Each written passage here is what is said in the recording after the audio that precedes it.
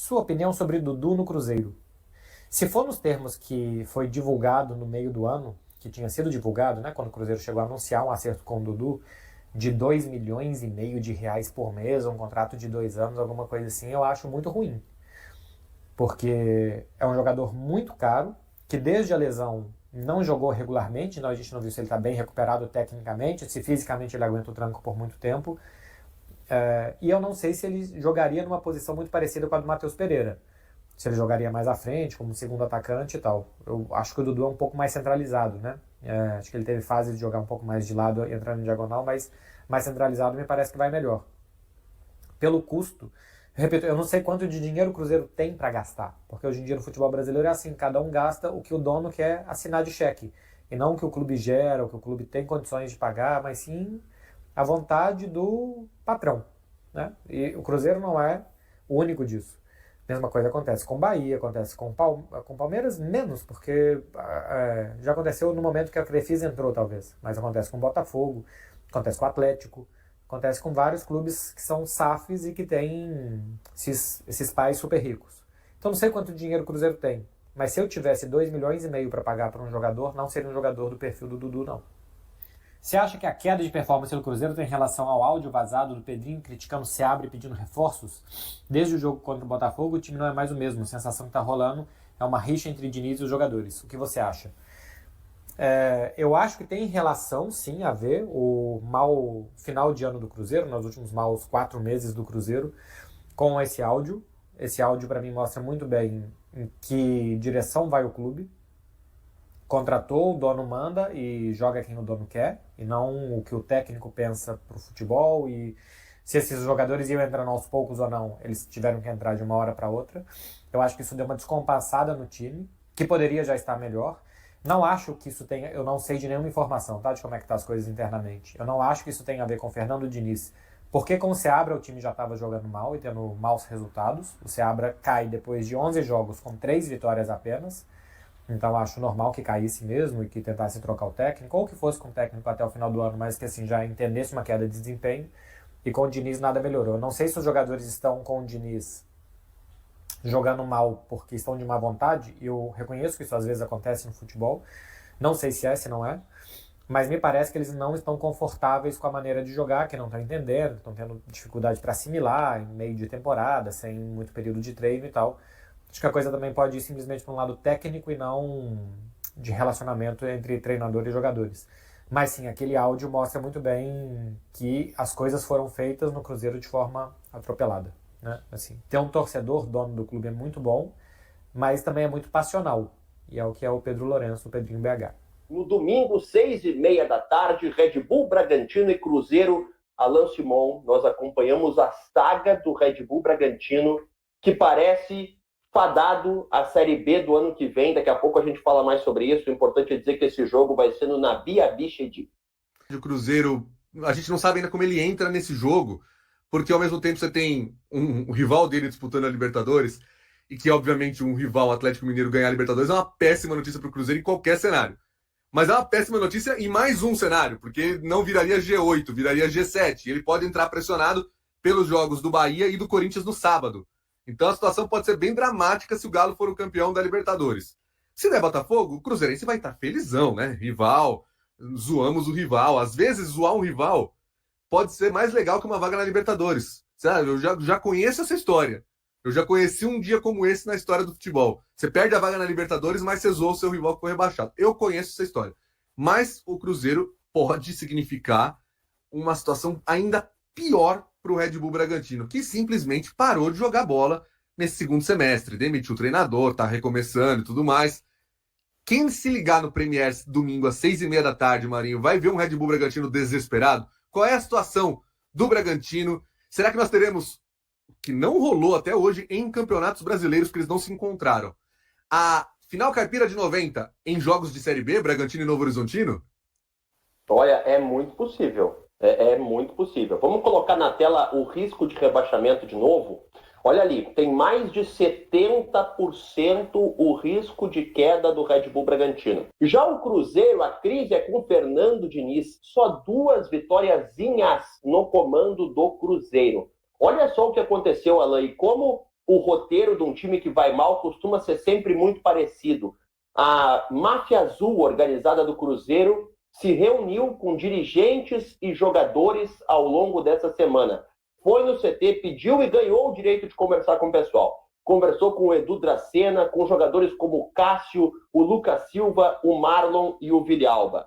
As informações são de que não houve nenhum tipo de violência, foi uma conversa franca, uma cobrança da torcida organizada. O Fernando Diniz também conversou com os torcedores da Máfia Azul. E daí, a gente para e percebe o seguinte, Alan.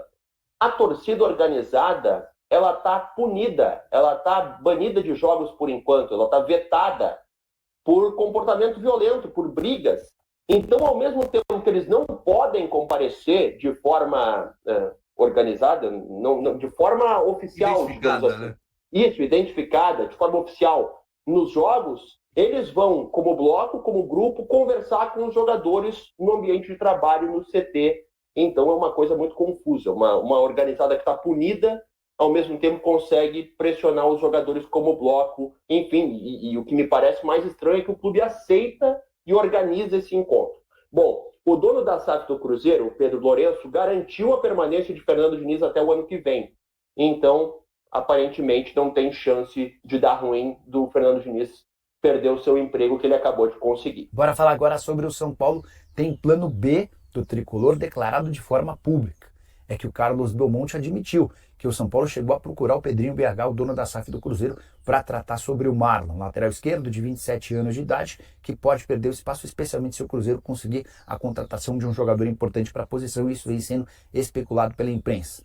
Aspas para o Carlos Belmonte: a gente acha o Marlon um grande jogador, está no nosso trabalho de scout, mas é um atleta que, para esse momento, do ponto de vista financeiro do São Paulo, não temos capacidade de tirá-lo do Cruzeiro, a não ser que surja por parte do Cruzeiro um interesse em algum atleta nosso e, eventualmente, a gente possa ter uma negociação. O que o Belmonte deixa claro é que, para que o Marlon seja contratado, haveria a necessidade de o Cruzeiro aceitar uma troca. Envolvimento de jogadores. O São Paulo oferece atletas, o Cruzeiro aceita e, a partir daí, o Marlon é negociado.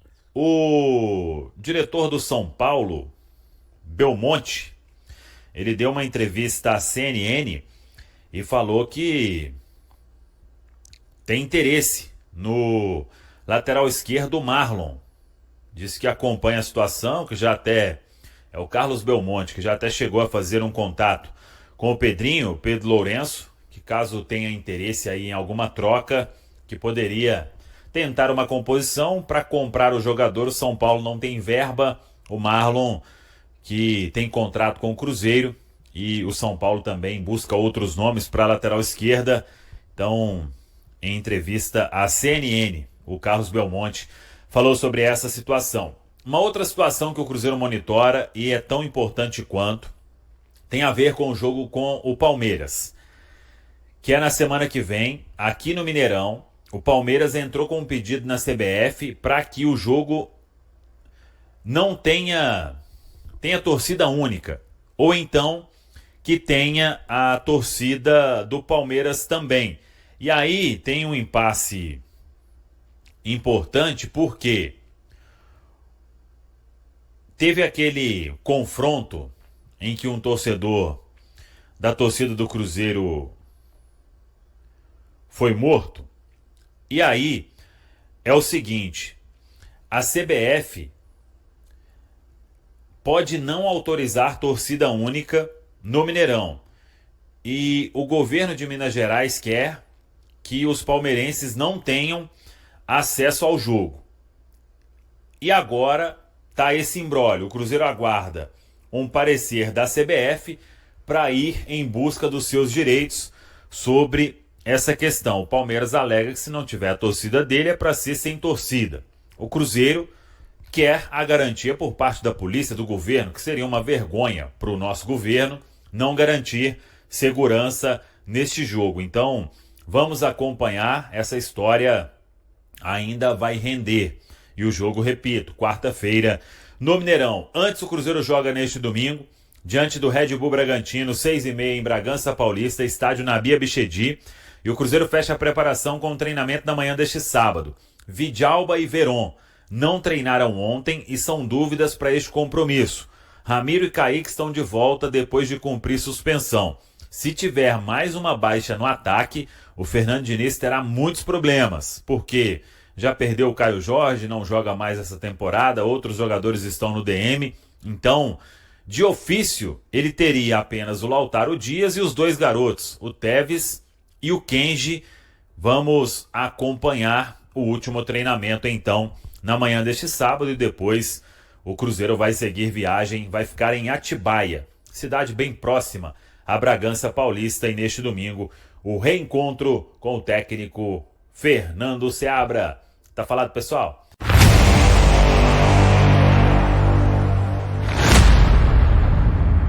Em meio à pressão por melhores resultados, o técnico Fernando Diniz abriu as portas da Toca da Raposa para um encontro com a Máfia Azul, principal torcida organizada do Cruzeiro. A iniciativa, autorizada pelo dono da SAF, Pedro Lourenço, visa fortalecer o relacionamento entre clube e torcida.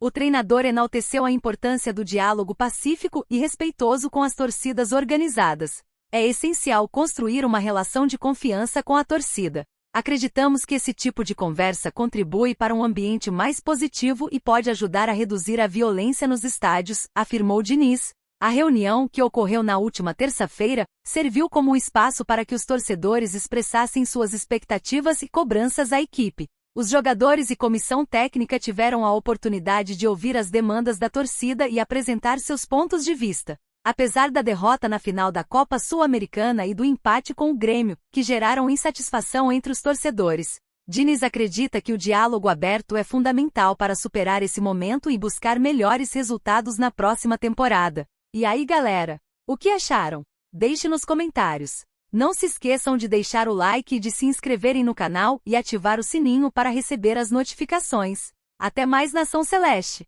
Vamos pra frente!